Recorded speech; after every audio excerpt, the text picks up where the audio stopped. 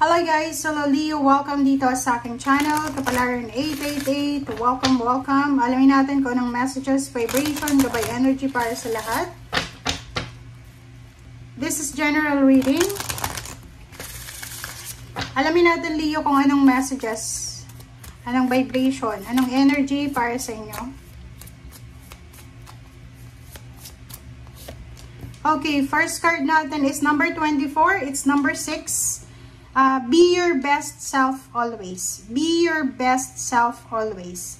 So, yung first card mo dito is sinasabi ng baraha sa'yo, Leo, na be your best self always. So, kailangan mong maging best of the best ka sa sarili mo everyday. Okay? Be humble, be nice, be true to yourself. Yun yung sinasabi dito sa first card.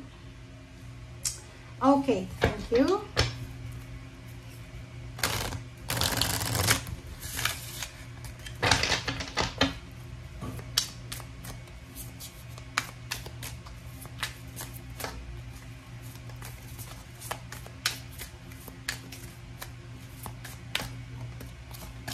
Okay, 6 of fire. Wow! Leo! Okay, congratulations sa'yo kasi dito sinasabi it's victory. Isang good news, Leo, ang posibleng darating sa'yo. Good news is on its way. And posibleng yung good news na to is all about business offer, career change, lump sum of money, public recognition, awards, rewards, or any success and victory na posibleng darating sa'yo. Okay. Leo. Tingnan natin.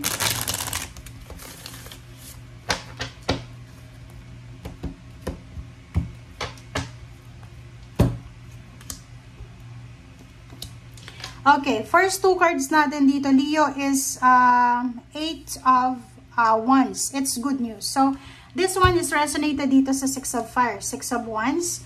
So, sinasabi ng baraha sa'yo, there's incoming or upcoming good news na pwedeng magdala sa'yo ng wish fulfillment, financial wish fulfillment, or lump sum of money or financial shower. Okay? So, parang sinasabi sa'yo dito, Leo, na this week, wow, napakaganda ng baraha mo. It's double confirmation. Tingnan mo. Itong 6 of fire, 6 of wands, ganun din dito. Good news, financial shower, wish fulfillment, financial prosperity and abundance para sa lahat ng Leo. Nakikita ko sa'yo dito, aapo yung cups mo. Sobrang kaligayahan to. Nakikita ko sa'yo dito na buong pamilya ay posibleng magsasaya dito. It's a victory, success. It's all over victory and success siya. So, nakikita ko na aapaw yung cup. Sobrang maligaya, sobrang successful, sobrang appreciated mo yung lahat. Grateful and thankful.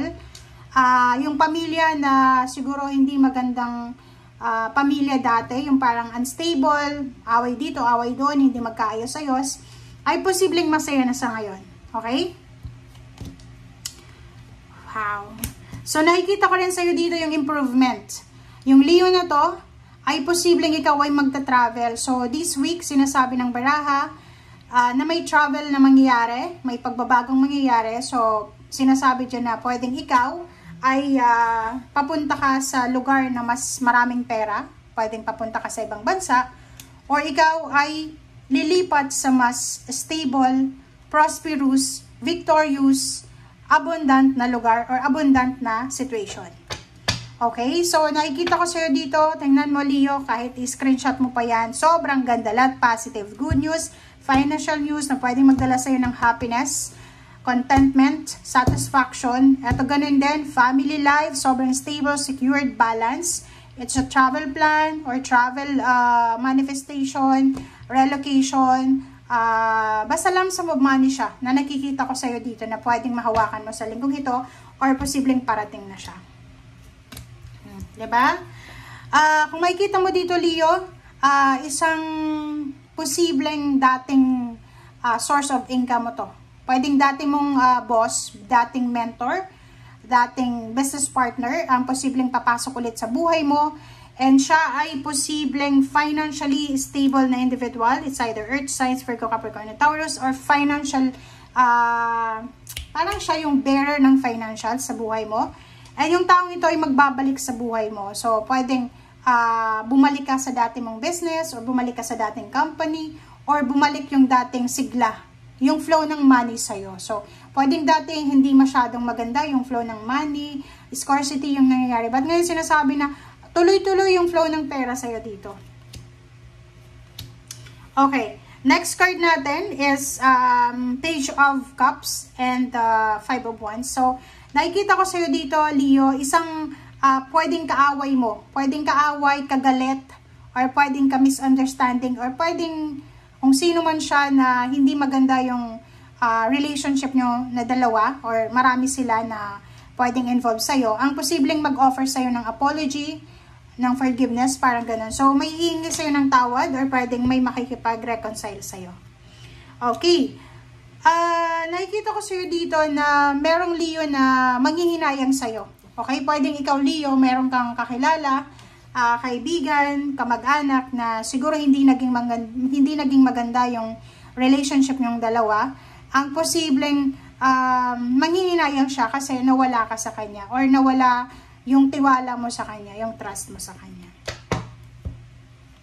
Okay, so 7 of Pentacles, and then 5 of, oh wow, diba? So Leo, sinasabi sa'yo dito ng baraha, na kung ano man tong financial success, financial new beginnings, financial start, fresh start, na posibleng hinihintay mo, ay posibleng andito na. Pwedeng ilang araw na lang, ay darating na siya, or pwedeng this week, from 14 of April, darating na yung kung ano man yan na hinihintay mo na pwedeng solusyon dyan sa financial problems mo. So, this week din, sinasabi ng barahan na may pagkakataon ka dito, Leo, para makapagpahinga, makapag-reflect, makapag-pray, and makapag-manifest. So, nakikita ko you're spending time with your family, with friends, vacation siya. So, nakikita ko sa'yo na sobrang happy ka and fulfilled yung pakaramdam. Nakikita ko rin sa'yo dito na physical health, pwedeng may recovery kung meron kang mga dinaramdam dyan sa katawan mo, mga health problems. Sinasabi ng barahan na posibleng masettle na yan, maayos na yan yung mga problema niyan. Queen of Wands is all about freedom. Dito sinasabi ng barahan sa'yo na yung financial problems mo dati ay posibleng maayos na sa ngayon. So, kung dati ay nahihirapan kang i-weigh or parang balansehin yung iyong financial, yung parang ang hirap magbitaw ng pera dati, or ang hirap makuha yung source ng income, dito sinasabi ng barahan na this week ay wala ng question dito, na sinasabi ng barahan na kung ano man tong source of income na papasok sa buhay mo ay kailangan mo na tong subukan. Okay? Nakikita ko sa iyo, financially magiging balance yung financial mo, lalo na sa linggong ito. Okay? Thank you guys. Bye!